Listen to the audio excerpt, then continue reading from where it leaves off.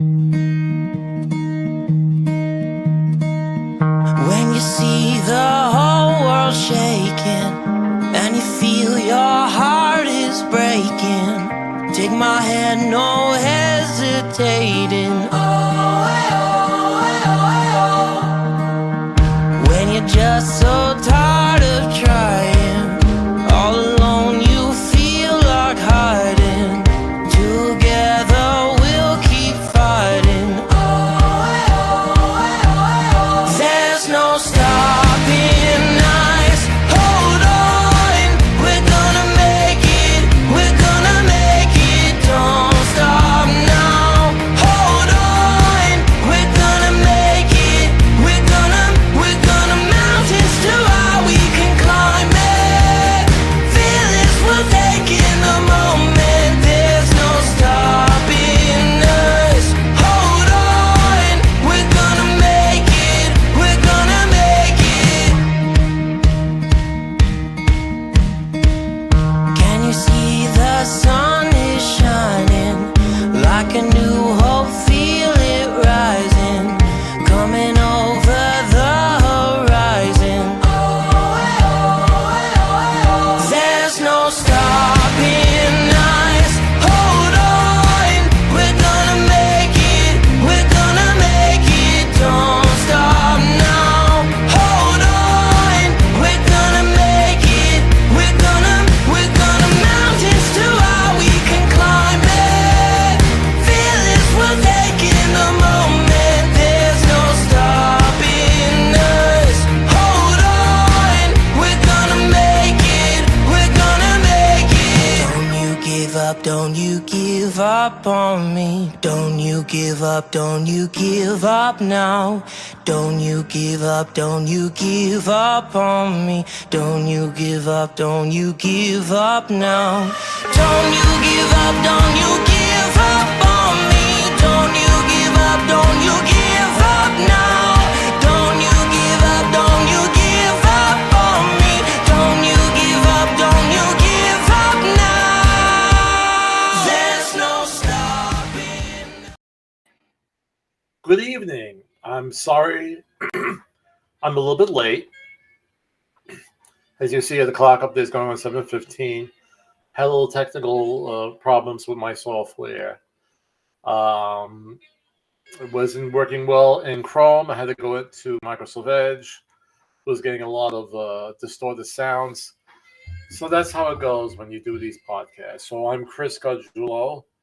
I am a licensed referral specialist, also associate broker for Realty Connect LLC, and I'm able to get you a home, or in other words, I'm servicing all of the United States of America, and I'm focusing mostly now on marketing and my blog. And I will be selling books and perhaps different classes on my blog. So a lot of things are happening for the new year, putting them into place. And that's the direction that I'm going into now.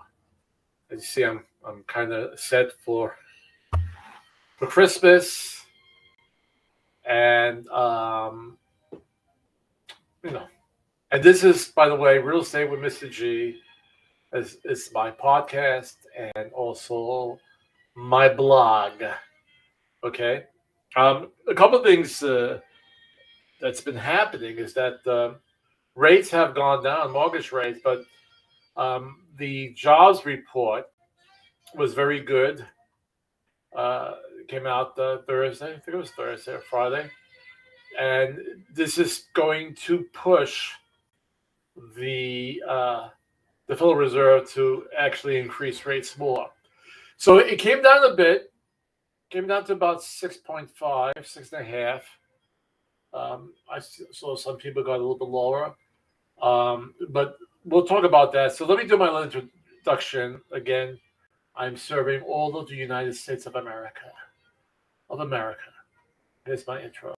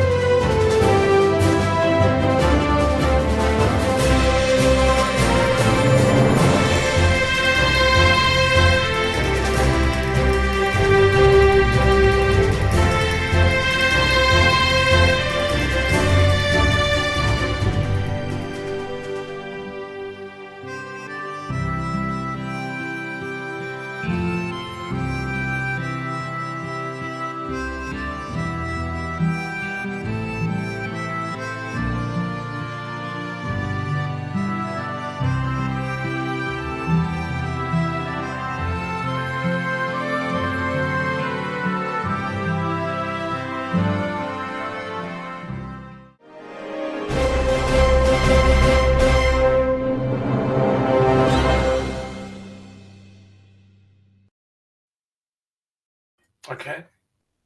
I like that. I bought the rights to the music, so it's not a copyright issue. And but now, we show like the mountains of the Midwest or of the Far West or Colorado, and then it comes to to the farmers, to the cities like New York, where I'm from, and we're serving everybody now. To Lamont, well, to Lamont means to all of the world, and as you might have seen in my earlier podcast, I had some vision issues. They're getting better. Um, it's a lot better. I feel more comfortable wearing my glasses now with my computer, and so that's what I'm doing now. And maybe I'll just bring this down. Maybe it's a wee bit more. Okay, so looks like I'm looking more at you. All right. So there's a lot of information out there about today's market, and sometimes. Well, let me step back a minute. I subscribe to Business Insider, and the reason why I like Business Insider is that it doesn't always have the flowery point of view about the market. I think I really have to. I was playing some background because there's music, but let me see. Okay, sorry about that. Sorry, I apologize. And sometimes, like even with CNBC, I'll tell the truth about the market, but I have a feed into my blog of different articles, and it basically gives you the truth, but it kind of is always saying, well, this is the benefit of this. We're going through this time period, but it's still good for buyers, it's still good for sellers so far. And that's fine. One thing as a real estate agent, as a realtor, we've always been told to look at my sign. Okay. We've always been told to be positive. Always be positive. It's always a good time to buy. It's always a good time to sell. And when you're working on a pure commission salary, right? You're only getting your commission from when you close. You want to keep positive, and that's nothing wrong with that. But sometimes, you see, I like to tell it the way it is, and it really has to go by case scenario, right? So right now it's not a perfect time to buy, seriously. And I feel, even though rates have gone down in the last probably 2 weeks, and they'll find a peak, and then they'll fluctuate around that peak. So it was up by the higher sixes, close to 7, and now it's like around 6.5. But what's most likely going to happen, because of the good jobs report, they'll have to push up the rates again. And again, when the Fed changes that Fed funds rate, that's not the rate for the mortgages, that's the rate for the cost of banks to borrow money from the Federal Reserve. And then they, of course, it reflects back in the interest rate to, with your credit cards, with your car loans. The mortgages is kind of a domino effect, where those higher rates would then hit the mortgage industry and make those rates higher. Okay, it's a little more complicated than that, but that's usually the pattern. So most likely they will go back up around 7, and maybe even higher, because the economy is still strong. And we're going to talk today about 5 reasons why we're not heading to a flood of foreclosures, and because the market is doing good. It's very different than it was in 2007 and 2008. So we have those advantages, all right? But out of that market, out of that, if you take the set of all buyers and who are in the population of buyers because of low mortgage rates, uh, and they didn't really have to buy, but they want to get a good deal. Okay, those people have now dropped out. Now the ones that are left in the market are the ones that really have to move um, because of certain reasons, so they have to purchase a house. All right.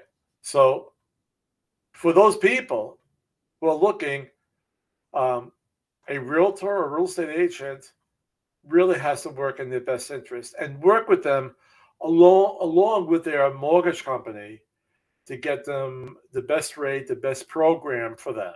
Okay. And there's different ways of working out a deal. So I'm saying if you had to purchase, even if you want to purchase, let's put it that way, you should still purchase. Okay. If you see a house that's great and you say, well, this is my dream house. I need it. And the rates are not favorable right now, but there are ways to work around it. Okay. And I gave a podcast on that. I could do another one on that, on that same topic, on how to uh, work with the higher mortgage rates, for instance, buying it down. Uh, but there are ways to go about it, and it depends too on what mortgage product your mortgage loan officer is going to give you. Some have a couple, and some will fit you a lot better. Okay, so I'm saying if you want to buy, if you need to buy, then please do buy. Okay, but I know a lot of buyers have dropped out because of the higher rates. So let's get my document up here, and I'm going to make myself into that little bubble. And why there won't be a flood of foreclosures coming in the current market.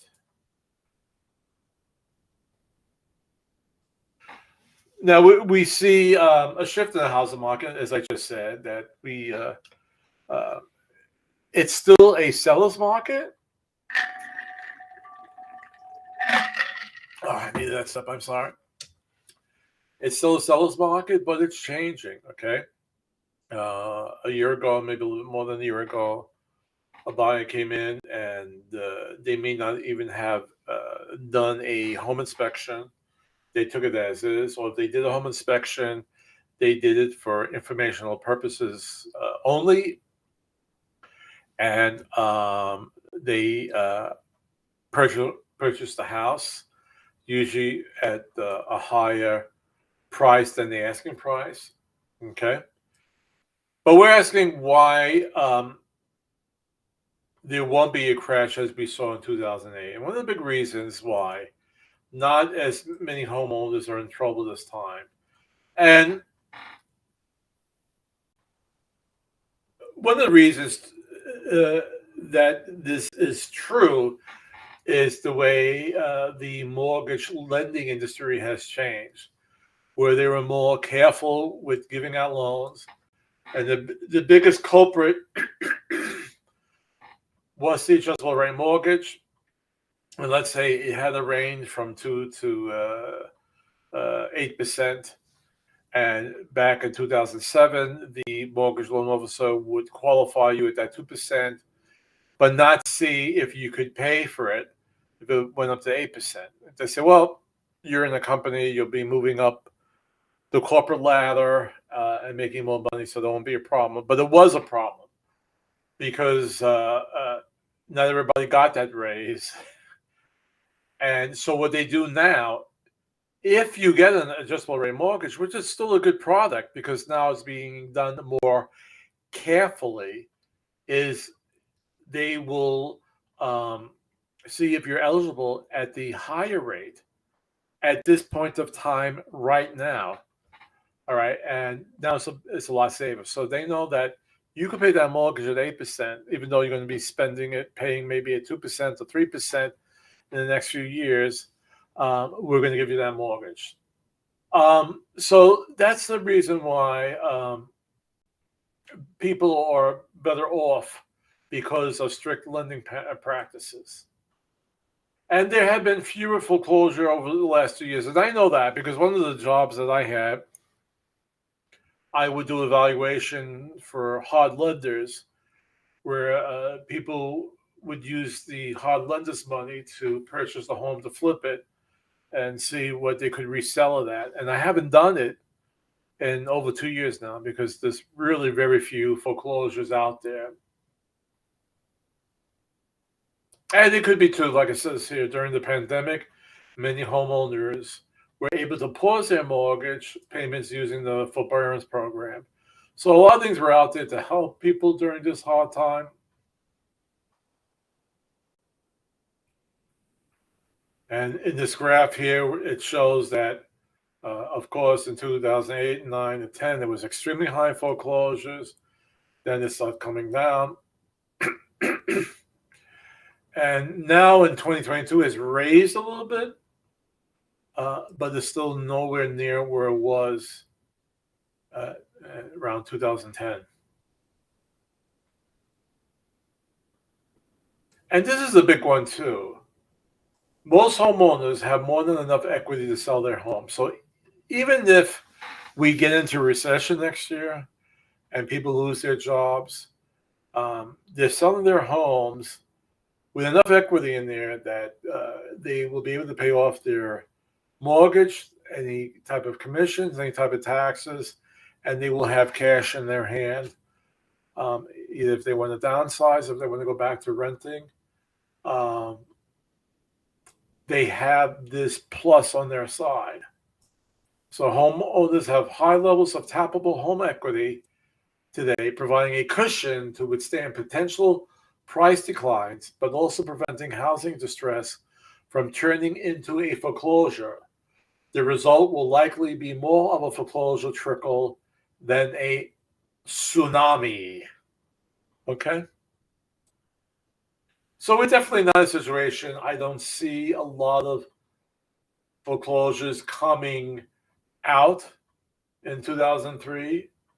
Now, it all depends again how if we go into a deep recession, that's a whole different matter. But we don't see that. We see job creation, okay? We see actually more jobs than people willing to fulfill those jobs. So I don't think we'd have a flood, personally. We will have a flood of foreclosures.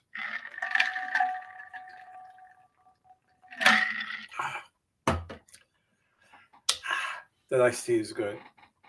It's low sugar iced tea, and it's peach flavored, but very low sugar. And that's good. It's refreshing. Okay. But I will see. I predict a slowdown in the real estate market until we come to a level, where the Federal Reserve does not have to raise the rates as much. All right, it comes to a peak. The economy slows down. Some people might lose their jobs, but once the economy slows down, those rates could also come down little by little. So what really hurts along with this is the exorbitant prices of homes from a year ago, where people were selling their homes $10,000-$20,000 above the asking price. And even if the appraisal didn't go that high, buyers still bought it. And you see, I don't want to get religious on you, but greed never works out. Like, hey, yeah, I made a lot of money selling my house, $20,000, $30,000, $40,000, $50,000 higher than the asking price. You did great, but it hurt for a lot of other people. Okay, and a lot of people did that, and now we have a situation where you have buyers who cannot afford these homes, especially with the mortgage rates being higher. The higher the mortgage rate, the higher the monthly payment. So that's the situation we're having right now. I personally believe, a lot of people, one of the leading economic indicators of how the economy is going is by looking at the housing market. Now, the stock industry prior to 1929 was not regulated by the government. And there's that word greedy again. People got greedy, and they bought stock with very low margins. In other words, there was very little collateral down when they bought it, if they didn't pay cash, and then the bottom fell out. And then it became regulated by the Securities Exchange Commission in 1933. I was in the Wall Street industry before I went into real estate. So it came into being to regulate this very important machine that regulates our economy. Well, also the housing market regulates our economy. And there should be certain boundaries on that as well. And there's probably a lot of people out there saying, no, I don't want the government to get into that. But, you're not dealing with the pork bellies or other commodities that you can buy in the stock. I mean, when you buy or sell homes, you're affecting people's lives, right? We have a lot of people who want to buy a home. A lot of big corporations bought up houses and renting them out. They're making a lot of money, but it's hurting a lot of people, making single-family homes scarce. And when we have that scarcity, prices go up. There needs to be some sort of regulation to the real estate industry. Okay, again, because we're dealing with people's lives. All right. Okay. I wanted to say, looking at my notes here, that my Spotify gave me an end-year review, and I'm not only popular in America, but I'm also popular in the Philippines. So let's get is this yeah? I'm very big in the Philippines. Can I make that loud? Okay. Okay. So the Filipino people, I love you. You're watching my podcast. I thank you very much. Also want to give to my biggest fan out there, my nephew, Bobby, and he has been in and out of the hospital lately. And I give you a shout out and get better. I love you, and I think everybody watching loves you as well, wants you to get better. Okay. Let's see. All right, we're getting close to, well, let me show my video on why I should list my 5 reasons to sell your house this winter. And we need listings.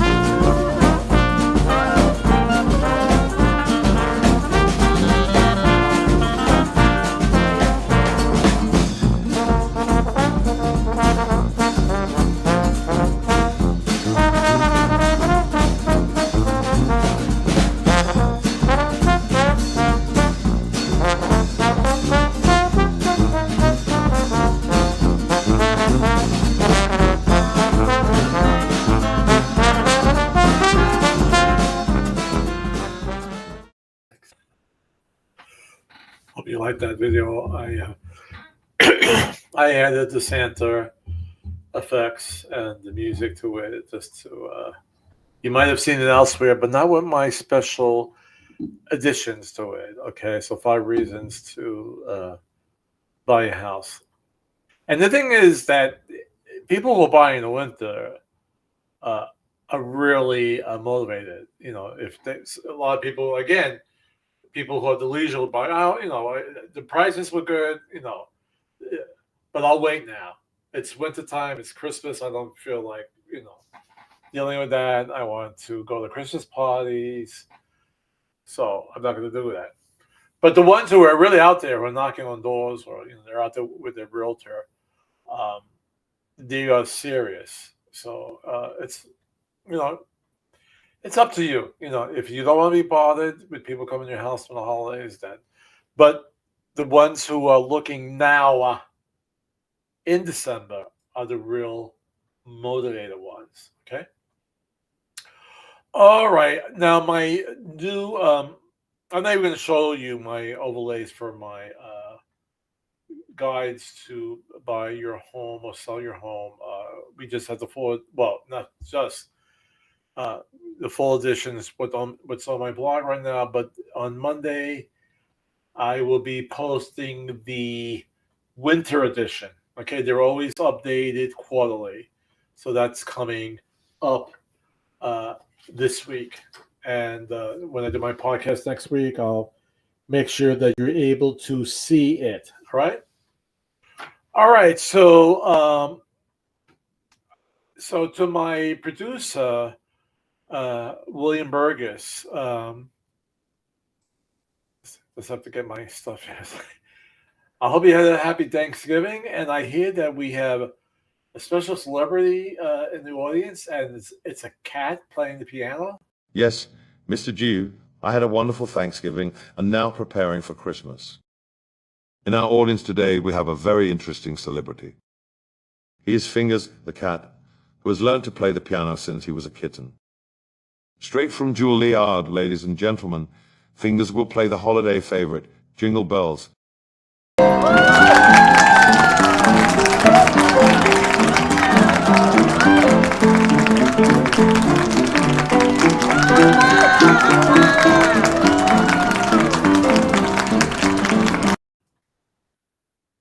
Wow, Fingers the cat. I was really impressed with that. I'm glad he came into our audience to stop by. So, I'll see you next Saturday. Actually, I'm going to a concert, a Christmas concert Thursday. So I should be live, but no matter what, if I'm not live, I'll pre-record it. I didn't do one last weekend. It was Thanksgiving weekend. I ate too much. I didn't, I figured people were doing their own thing and with family. So I did not do a podcast last week. I apologize. But, I have a lot of fun stuff I want to do for the holiday season. Okay. So that's it. So we'll see you next Saturday. Be kind to each other.